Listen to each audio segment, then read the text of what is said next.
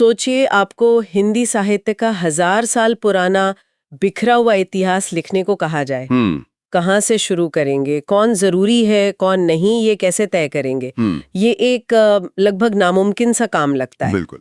लेकिन एक शख्स ने न सिर्फ ये काम किया बल्कि आने वाली पूरी सदी के लिए एक तरह से कहें तो खेल के नियम ही तय कर दिए। और सबसे हैरान करने वाली बात यह है कि उनका सफर किसी बड़ी यूनिवर्सिटी की लाइब्रेरी से नहीं बल्कि मिर्जापुर में एक ड्राइंग टीचर के तौर पर शुरू हुआ। हाँ, हम बात करें आचार्य रामचंद्र शुक्ल की। आज हमारे पास जो स्रोत हैं वो उनके जीवन और काम पर रोशनी डालते हैं और हमारा मकसद ये समझना है कि कैसे एक इंसान हिंदी साहित्य का सबसे बड़ा पैमाना बन गया। तो चलिए इसी कहानी की परतों को खोलते हैं। उनका जन्म तो 1884 में बस्ती जिले के एक गांव में हुआ, लेकिन उनकी असल कहानी मिर्जापुर से शुरू होती है, जहां उनका बचपन बीता। और ये कोई बहुत आसान बचपन नहीं था, बिल्कुल नहीं। जब वो सिर्फ 9 साल के थे, उनकी माँ गुजर गई। अच्छा। और जैसा कि अक्सर उस दौर में होता था, विमाता का व्यवहार बहुत अच्छा नहीं था। इस अकेलेपन और दुख ने उन्हें बहुत कम उम्र में, मतलब अपनी उम्र से ज्यादा गंभीर और समझदार बना दिया। मतलब वो अपने अंदर ही चीजों को ज्यादा सोचने लगे होंगे। हाँ, एक तरह से अंतर्मुखी हो गए। और ऊपर से पिता का दबाव। उनके पिता चंद्रबली शुक्ल चाहते थे कि बेटा कचहरी में काम करे, बड़ा अफसर बने। जी। इसके लिए उन्हें वकालत पढ़ने इलाहाबाद भी भेजा। उस जमाने में लॉ की पढ़ाई आप मान लीजिए आज के IIT IM जैसी मानी जाती थी। सही बात है, लेकिन शुक्ल जी का दिल और दिमाग तो साहित्य में रमता था। तो नतीजा क्या होना था? वकालत की पढ़ाई में मन नहीं लगा और वो फेल हो गए। उनके पिता ने हार नहीं मानी, नायब तहसीलदारी की नौकरी दिलाने की भी कोशिश की, पर शुक्ल जी का स्वाभिमान आड़े आ गया। वो किसी की सिफारिश से या अपने मन के खिलाफ कोई काम नहीं करना चाहते थे। मैं भी देखिए, मुझे ये बात बहुत दिलचस्प लगती है। एक तरफ परिवार का दबाव है कि एक सुरक्षित करियर चुनो और दूसरी तरफ एक नौजवान है जो अपनी रुचि पर अड़ा हुआ है। हाँ। तो इस एक तरह के विद्रोह के बाद साहित्य में उनकी एंट्री कैसे हुई? मतलब ड्राइंग टीचर से आनंद कादम्बिनी जैसी पत्रिका के सहायक संपादक तक का सफर, ये कैसे तय हुआ? ये दौर असल में उनकी तैयारी का दौर था। मिर्जापुर के लंदन मिशन स्कूल में ड्राइंग पढ़ाते हुए वो लगातार पढ़ और लिख रहे थे। अच्छा। उनके लेख उस समय की बड़ी पत्रिकाओं में छपने लगे थे।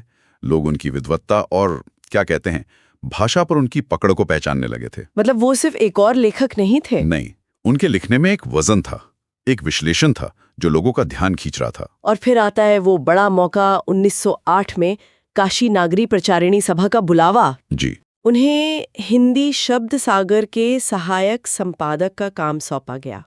ये कोई छोटी मोटी डिक्शनरी नहीं थी, है ना? अरे नहीं, ये हिंदी भाषा का पहला प्रामाणिक और विशाल शब्दकोश बनाने का एक बहुत बड़ा प्रोजेक्ट था। पर सवाल ये है कि एक ड्राइंग टीचर को इतनी बड़ी जिम्मेदारी कैसे मिल गई? जरूर किसी ने उनकी काबिलियत को पहचाना होगा। पहचानने वाले थे श्याम सुंदर दास जैसे दिग्गज। उन्होंने शुक्ल जी के लेखों में वो चिंगारी देख ली थी। उन्हें समझ आ गया था कि ये इंसान सिर्फ शब्दों का ज्ञानी नहीं है, बल्कि भाषा की आत्मा को समझता है। और उनका भरोसा सही साबित हुआ। बिल्कुल। बाद में श्याम सुंदर दास ने खुद लिखा कि शब्द सागर की जो आज इतनी उपयोगिता है, उसका ज्यादातर श्रेय शुक्ल जी को ही जाता है। वाह। और यहीं से उनका एकेडमिक करियर आसमान छूने लगा। वो काशी हिंदू विश्वविद्यालय में हिंदी के प्रोफेसर बने और फिर अपनी मृत्यु तक वहीं विभागाध्यक्ष रहे। तो इस तरह उनका एकेडमिक सफर सेट हो गया और इसी स्थिरता ने शायद उन्हें वो स्पेस दिया जहां वो अपना सबसे जरूरी काम कर सके। मतलब उनकी किताबें और निबंध। हाँ, उनका रचना संसार तो अपने आप में एक पूरी दुनिया है। श्रोत उसे 3 हिस्सों में बांटता है। हाँ। मौलिक, अनूदित और संपादित। जी। मौलिक कृतियों से शुरू करते हैं क्योंकि असली खेल तो वही है। बिल्कुल। और मौलिक कृतियों में भी 3 अलग-अलग रंग हैं। पहला है आलोचनात्मक ग्रंथ। अब यहाँ एक बहुत जरूरी बात समझनी होगी। शुक्ल जी से पहले हिंदी में आलोचना का मतलब था वाह क्या खूब लिखा है या अरे इसमें तो मजा नहीं आया। मतलब ज्यादातर समीक्षा व्यक्तिपरक थी, तारीफ या बुराई तक सीमित। एग्जैक्टली। एक तरह से पसंद नापसंद का खेल था। अच्छा। शुक्ल जी ने इसे बदला। उन्होंने कहा रुको, ऐसे नहीं, हम कवि की भाषा, उसके अलंकार, समाज पर उसके असर और किरदारों की मनोवैज्ञानिक गहराई, इन पैमानों पर बात करेंगे। तो उन्होंने सूर, तुलसी और जायसी जैसे कवियों को सिर्फ भक्त कवि कहकर नहीं छोड़ा। नहीं, बल्कि उनके काव्य की चीर फाड़ करके दिखाया कि वो महान क्यों हैं। इसी को वैज्ञानिक या शास्त्रीय आलोचना कहा गया। मतलब उन्होंने साहित्य को भावनाओं के खेल से निकालकर एक डिसिप्लिन एक शास्त्र बना दिया। हाँ, ये गेम चेंजर था। और इसी में रस मीमांसा जैसी किताब भी आती है। ये शब्द सुनने में बहुत भारी लगता है। आम भाषा में इसका मतलब क्या है? देखिए, क्या वो ये बताने की कोशिश कर रहे थे कि कोई कविता या कहानी पढ़ते हुए हमें अच्छा या बुरा क्यों महसूस होता है? आपने एकदम सही पकड़ा। रस का मतलब है वो भावना या एहसास जो हमें कला का अनुभव करते हुए मिलता है। खुशी, दुख, गुस्सा, हैरानी। और मीमांसा? मीमांसा का मतलब है गहरा विश्लेषण। तो रस मीमांसा का मतलब हुआ इस बात की गहरी पड़ताल कि कला आखिर हमारे मन में भावनाएं जगाती कैसे हैं। अच्छा। ये भारतीय काव्यशास्त्र का सदियों पुराना सिद्धांत था, लेकिन शुक्ल जी ने उसे अपने समय के हिसाब से मनोवैज्ञानिक नजरिए से दोबारा विश्लेषित किया। ठीक है, तो आलोचना के बाद उनकी दूसरी बड़ी पहचान है एक निबंधकार के तौर पर। जी, चिंतामणि। हाँ, उनके निबंधों का संग्रह चिंतामणि तो बहुत प्रसिद्ध है। स्कूल में हम सबने मित्रता या उत्साह जैसे निबंध पढ़े हैं। हाँ, लेकिन वो सिर्फ स्कूल के निबंध नहीं है। हाँ। उन्होंने मनोविकारों यानी इमोशंस पर जो लिखा वो कमाल का है। वो क्रोध, करुणा, घृणा जैसे भावों की सिर्फ परिभाषा नहीं देते, वो बताते हैं कि ये भाव हमारे अंदर काम कैसे करते हैं, समाज में इनकी क्या भूमिका है और ये जरूरी क्यों है। मतलब वो एक साहित्यकार की तरह नहीं बल्कि एक मनोवैज्ञानिक की तरह इन भावों को कुरेदते हैं। बिल्कुल। यहीं पर उनकी वो मशहूर लाइन आती है जो मुझे हमेशा हैरान करती है, बैर क्रोध का अचार या मुरब्बा है। मतलब कौन सोच सकता है कि गुस्से और अचार का कोई रिश्ता हो सकता है? ये लाइन अकेली ही उनके जीनियस को दिखाती है ना? बिल्कुल। और सोचिए, ये कितनी गहरी बात है।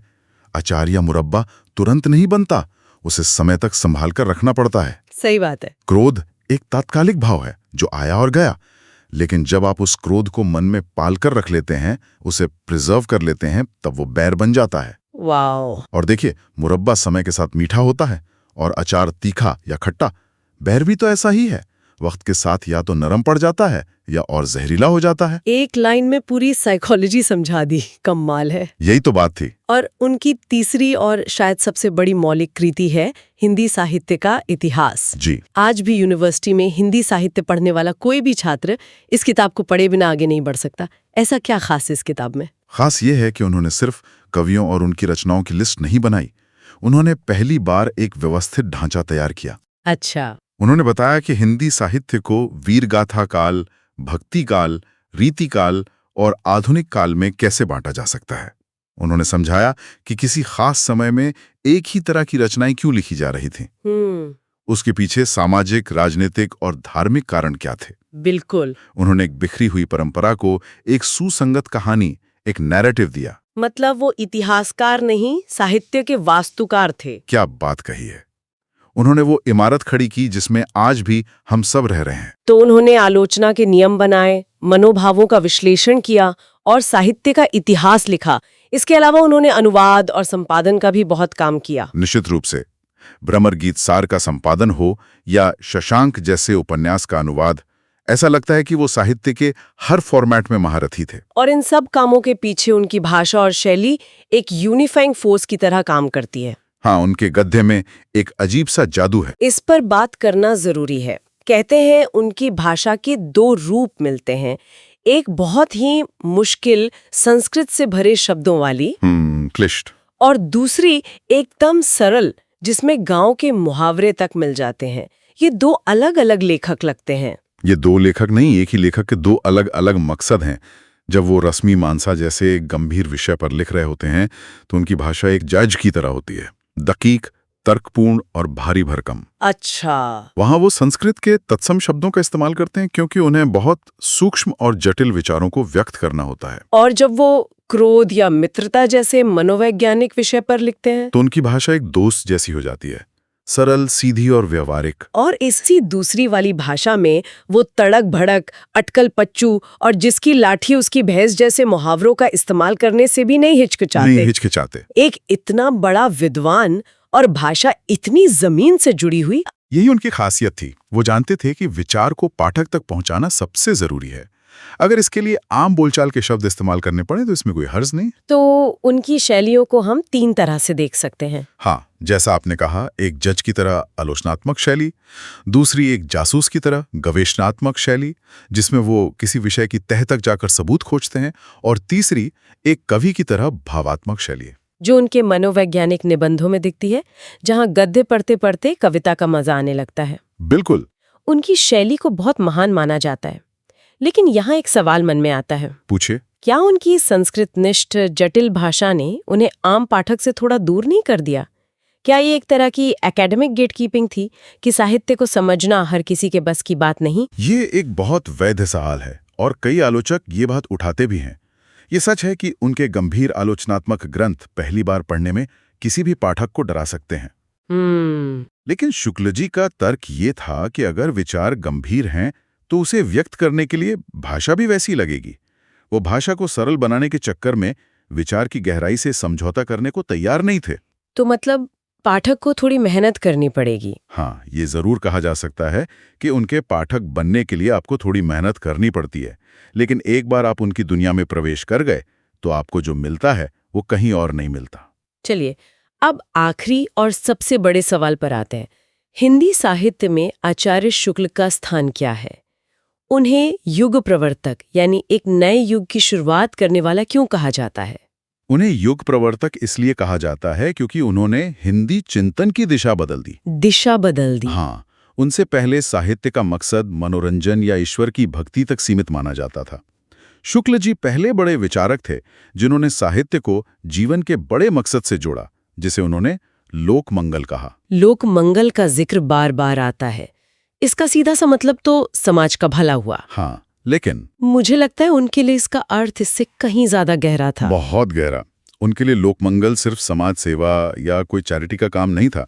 उनका मानना था कि महान कला या साहित्य वो है जो इंसान को उसके छोटे से मैं और स्वार्थ के दायरे से बाहर निकालकर पूरी इंसानियत के दुख सुख से जोड़ दे। अच्छा। जब आप किसी कविता को पढ़ के रोते हैं या किसी कहानी के किरदार के साथ खुश होते हैं तो उस पल के लिए आप अपने निजी दुख सुख भूल जाते हैं। हाँ, होता है। आपका हृदय फैलता है, आप इंसानियत के कलेक्टिव इमोशन का हिस्सा बन जाते हैं। हृदय की इसी मुक्ता अवस्था को, इसी विस्तार को वो लोकमंगल की साधना अवस्था कहते थे। मतलब कला का मकसद इंसान को बेहतर और बड़ा बनाना है? बिल्कुल। ये तो बहुत शक्तिशाली विचार है।